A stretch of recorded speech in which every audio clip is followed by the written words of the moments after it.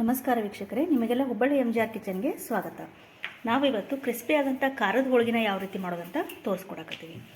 ಈ ಖಾರದ ಹೋಳಿಗೆನ ನೀವು ಸಾಯಂಕಾಲ ಚಹಾ ಜೊತೆಗೆ ಸ್ನ್ಯಾಕ್ಸ್ ಥರನಾದರೂ ಯೂಸ್ ಮಾಡ್ಕೋಬೋದು, ಅಥವಾ ಯಾವುದಾದ್ರೂ ಕರಿ ಗ್ರೇವಿ ಮಾಡಿದಾಗ ಅದ್ರ ಜೊತೆ ಹಚ್ಕೊಂಡು ತಿನ್ಬೋದು. ಭಾಳ ರುಚಿಯಾದಂಥ ಈ ಒಂದು ಕ್ರಿಸ್ಪಿ ಖಾರದ ಹೋಳಿಗೆನ ಯಾವ ರೀತಿ ಮಾಡೋದಂತ ಈಗ ನೋಡೋಣ ಬರ್ರಿ. ಖಾರದ ಹೋಳಿಗೆ ಮಾಡೋಕೆ ಫಸ್ಟ್ ನಾವಿಲ್ಲೇ ಹಿಟ್ಟು ಕಲಸಿಟ್ಕೊಂಡು, ಅದಕ್ಕೆ ಇಲ್ಲಿ ಒಂದು ಬೌಲ್ನಷ್ಟು ಮೈದಾ ಹಿಟ್ಟು ತೊಗೊಂಡಿವಿ. ಅದಕ್ಕೆ ರುಚಿಗೆ ಎಷ್ಟು ಬೇಕಷ್ಟು ಸ್ವಲ್ಪ ಉಪ್ಪು, ಆಮೇಲೆ ಒಂದು ಸ್ಪೂನಷ್ಟು ಅಜ್ವಾನ, ಓಂ ಕಾಳು, 2 ರಿಂದ 3 ಸ್ಪೂನಷ್ಟು ಎಣ್ಣೆ, ಇದಿಷ್ಟನ್ನು ಹಾಕ್ಕೊಂಡು ಇದನ್ನು ಚಪಾತಿ ಹಿಟ್ಟಿನ ಹದಕ್ಕೆ ಕಲಿಸ್ಕೋಬೇಕು. ಈ ರೀತಿ ಸಾಫ್ಟಾಗಿ ಚಪಾತಿ ಹಿಟ್ಟಿನ ಹದಕ್ಕೆ ಬರುವಂಗೆ ಕಲಸಿಟ್ಕೋಬೇಕು. ಇದೊಂದು 10 ನಿಮಿಷ ನೆನೆಯಲಿ. ಅಷ್ಟರೊಳಗೆ ನಾವು ಇವಾಗ ಸ್ಟಫಿಂಗ್ ರೆಡಿ ಮಾಡ್ಕೊಂಡು, ಈ ಖಾರದ ಹೋಳಿಗೆಗೆ ಒಳಗೆ ಹೂರ್ಣ ರೆಡಿ ಮಾಡ್ಕೊಳಕ್ಕೆ ಫಸ್ಟ್ ಇಲ್ಲಿ ಹಸಿಮೆಣ್ಸಿನ್ಕಾಯಿ ತೊಗೊಂಡಿವಿ. ಇಲ್ಲಿ ಒಂದು 100 ಗ್ರಾಮ್ನಷ್ಟು ಹಸಿಮೆಣ್ಸಿನ್ಕಾಯಿ ತೊಗೊಂಡಿವಿ. ಇದು ಅಳತೆ ನಿಮಗೆ ಎಷ್ಟು ಬೇಕಲ್ಲ ಅದು ಪೇಸ್ಟ್ ನೋಡಿಕೊಂಡು ಮಾಡ್ಕೋಬೋದು. ಇಲ್ಲಿ ನಾವು ಒಂದು 100 ಗ್ರಾಮಷ್ಟು ಖಾರದ ಹಸಿಮೆಣ್ಸಿನ್ಕಾಯಿ ತೊಗೊಂಡಿವಿ.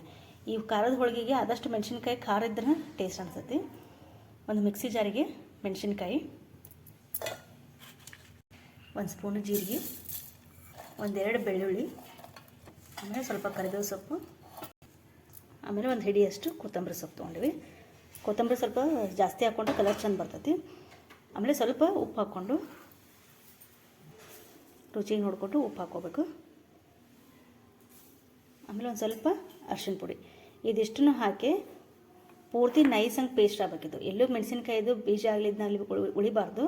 ಆ ರೀತಿ ಪೂರ್ತಿ ಸಣ್ಣ ಆಗುವಂಗೆ ಇದನ್ನು ಪೇಸ್ಟ್ ಮಾಡ್ಕೋಬೇಕು.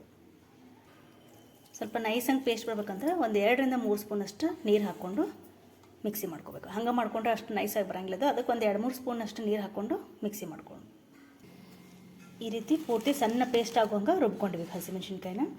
ಈಗ ಇದಕ್ಕೆ ಎಷ್ಟು ಹಿಡಿತೈತಲ್ಲ ಅಷ್ಟು ಕಡಲೆ ಹಿಟ್ಟು ಹಾಕ್ಕೊಂಡು ಕಲಿಸ್ಕೊತ ಹೋಗ್ಬೇಕು. ಇದಕ್ಕೆ ಇಲ್ಲಿ ನೀರು ಅದೇನು ಹಾಕ್ಕೊಳ್ಳೋಂಗಿಲ್ಲ. ಅದು ಹಸಿಮೆಣ್ಸಿನ್ಕಾಯಿ ಪೇಸ್ಟು ಎಷ್ಟು ಕಡಲೆ ಹಿಟ್ಟು ಹಿಡಿತೈತಲ್ಲ ಅದು ನೋಡಿಕೊಂಡು ಕಲಿಸ್ಕೊತ ಹೋಗ್ಬೇಕು. ಫಸ್ಟಿಗೆ ಒಂದು ನಾವು ಈ ಸ್ಪೂನ್ಲೆ ಒಂದು 3 ಸ್ಪೂನಷ್ಟು ಕಡಲೆ ಹಿಟ್ಟು ಇವೇ ದೊಡ್ಡ ಸ್ಪೂನ್ಲೆ ನೋಡೋಣ ಅದನ್ನ ಹಾಕಿ, ಆಮೇಲೆ ಸ್ವಲ್ಪ ಈಗಿನಷ್ಟು ಸ್ವಲ್ಪ ಉಪ್ಪನ್ನ ಹಾಕ್ಕೋಬೇಕು. ಯಾಕಂದ್ರೆ ಕಡಲೆ ಹಿಟ್ಟು ಹಾಕ್ತೀವಲ್ಲ ಈಗ ಮ್ಯಾಗ, ಅದಕ್ಕೆ ಒಂಚೂರು ಉಪ್ಪು ಹಾಕ್ಕೊಂಡು ಇದನ್ನ ಕಲಿಸ್ಕೊಂಡು ಹೂರ್ಣದ ಥರ ರೆಡಿ ಮಾಡ್ಕೋಬೇಕು.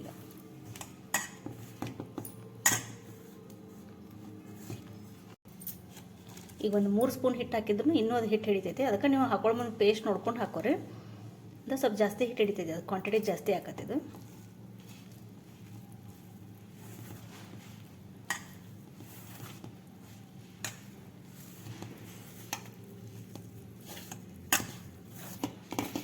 ಸ್ವಲ್ಪ ಎಣ್ಣೆ ಹಚ್ಕೊಂಡು ಈ ರೀತಿ ಫುಲ್ ಸಾಫ್ಟಂಗೆ ಕಲಿಸ್ಕೋಬೇಕು. ಅದನ್ನು ಇಲ್ಲಿ ನಾವು ಟೇಬಲ್ ಸ್ಪೂನ್ಲೆ ಒಂದು 3 ಸ್ಪೂನಷ್ಟು ಹಸಿ ಖಾರದ ಪೇಸ್ಟ್ ತೊಗೊಂಡಿದ್ದೀವಿ. ಅದಕ್ಕೆ ಆ ದೊಡ್ಡ ಸ್ಪೂನ್ಲೆ ಒಂದು 8 ಸ್ಪೂನಷ್ಟು ಹಿಟ್ಟು ಹಿಡಿತೀವಿ. ಅಂದರೆ ಹಸಿ ಖಾರದ ಪೇಸ್ಟ್ ನೋಡ್ಕೊಂಡು ತೊಗೊರಿ, ಯಾಕಂದರೆ ಕ್ವಾಂಟಿಟಿ ಭಾಳ ಹಿಡಿತೈತಿ ಇದು ಹಿಟ್ಟು.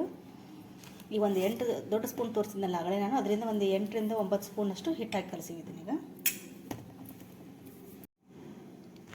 ಈ ರೀತಿ ಒಳಗಿನ ಹೂರ್ಣ ಮತ್ತು ಮ್ಯಾಲಿನ ಹಿಟ್ಟನ್ನ ನಾದ್ಕೊಂಡು ಚೆಂದಂಗೆ ಸಾಫ್ಟಾಗಿ ಮಾಡಿಟ್ಕೋಬೇಕು.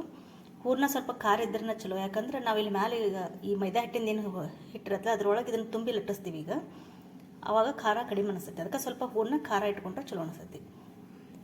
ಈ ರೀತಿ ಸಣ್ಣ ಸಣ್ಣ ಉಂಡೆ ಮಾಡ್ಕೋಬೇಕು. ಹೂರ್ಣನ ಸೈಜ್ ನಮ್ಗೆ ಯಾವ ರೀತಿ ಬೇಕಲ್ಲ ಅದು ನೋಡ್ಕೊಂಡು ಮಾಡ್ಕೋಬೋದು. ಇಲ್ಲ ನಾವು ಮೀಡಿಯಮ್ ಸೈಜಿನ ಮಾಡಾಕತ್ತೀವಿ. ಈ ರೀತಿ ಸಣ್ಣ ಸಣ್ಣ ಪೀಸ್ ಲಟ್ಟಿಸ್ಕೊಂಡು ಇದ್ರೊಳಗೆ ಆ ಖಾರದ್ದೇನು ಹೂರ್ಣ ಮಾಡ್ಕೊಂಡಿದ್ವಲ್ಲ ಹಸಿಮೆಣ್ಸಿನ್ಕಾಯಿ ಪೇಸ್ಟಿಂದ ಅದನ್ನು ಹಾಕಿ ತುಂಬ್ಕೋಬೇಕು. ಹೋಳಿಗೆಗೆ ಹೆಂಗೆ ತುಂಬ್ಕೋತೀವಲ್ಲ ಆ ರೀತಿ ತುಂಬ್ಕೊಳ್ಳೋದು. ಈಗ ಮ್ಯಾಲೆ ಹಿಟ್ಟಿನ ಕೋಟಿಂಗ್ ಬಂದು ಕೂಡಲೇ ಖಾರ ಕಡಿಮೆ ಆಗತ್ತಿದ್ದು.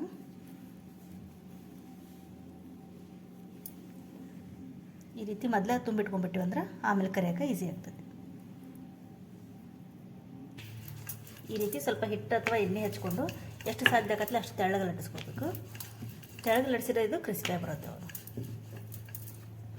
ನಾವು ಪೇಸ್ಟ್ನ ಭಾಳ ಸಾಫ್ಟಾಗಿ ಪೇಸ್ಟ್ ಮಾಡಿಕೊಂಡ್ರೆ ಈ ರೀತಿ ನೋಡ್ಬಿಟ್ಟು ಎಲ್ಲೂ ಹೊರಗೆ ಬರೋಂಗಿಲ್ಲ, ಆಮೇಲೆ ಹರಿಯೋದೇ ಇಲ್ಲ. ಅದು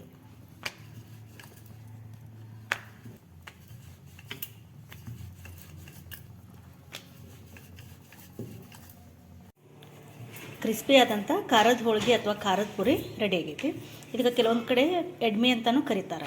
ಇದನ್ನು ಯೂಸ್ ಮಾಡಿಕೊಂಡು ನಾವು ಚಾಟ್ಸ್ ಕೂಡ ಮಾಡ್ಬೋದು. ಹಾಗಂದ್ರೆ ಈ ರೆಸಿಪಿನ ಒಂದ್ಸಲ ಟ್ರೈ ಮಾಡಿ ನೋಡಿರಿ. ನಮ್ಮ ರೆಸಿಪಿ ನಿಮಗೆ ಇಷ್ಟ ಆಗಿದ್ರೆ ಲೈಕ್ ಮಾಡಿರಿ, ಶೇರ್ ಮಾಡಿರಿ, ಹಾಗೂ ನಮ್ಮ ಚಾನಲ್ನ ಸಬ್ಸ್ಕ್ರೈಬ್ ಮಾಡಿರಿ. Thank you.